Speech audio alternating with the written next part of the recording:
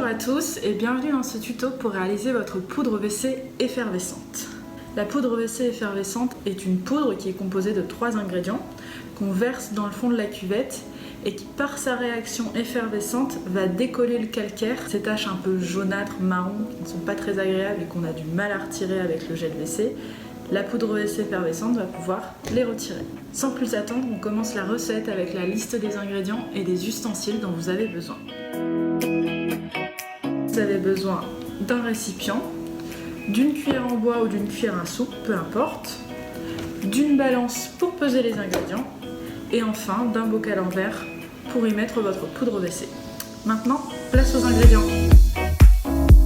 Les ingrédients, vous aurez besoin d'acide citrique, de cristaux de soude et de percarbonate de soude.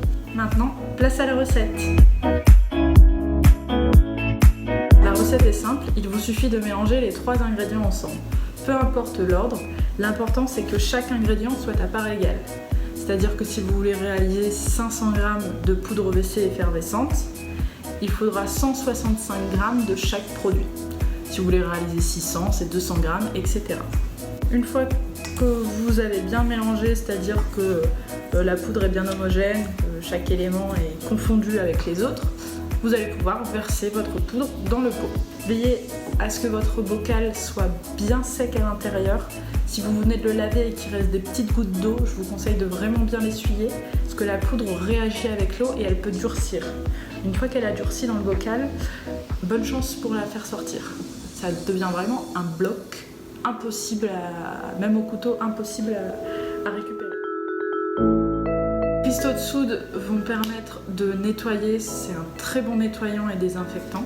Le percarbonate de soude est très utile dans les produits comme le gel WC ou la poudre WC effervescente parce que c'est un agent blanchissant, du coup il va permettre de conserver la blancheur éclatante de l'émail de vos toilettes.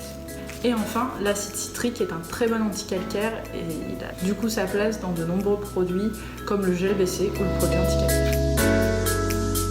En termes d'utilisation, vous devez verser 2 cuillères à soupe dans la cuvette de vos WC. Vous laissez agir 5 petites minutes et ensuite vous pouvez tirer la chasse.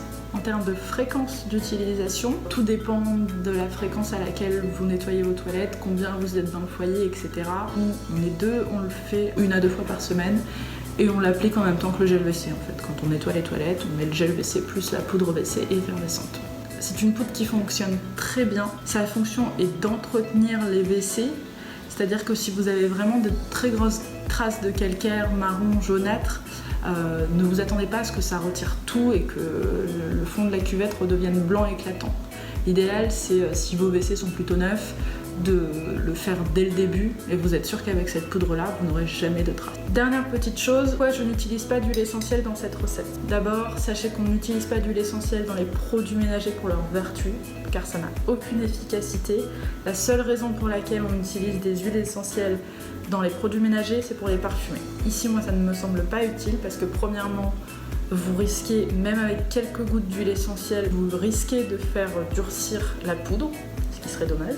Et deuxièmement, comme on l'utilise en complément du gel WC, il est beaucoup plus intéressant de parfumer le gel WC que la poudre WC effervescente. Et voilà, ce tuto est terminé, j'espère qu'il vous a appris plein de choses. Sachez encore une fois que vous pouvez retrouver les ingrédients sur le site de Simplement. La recette se trouve également sur le blog.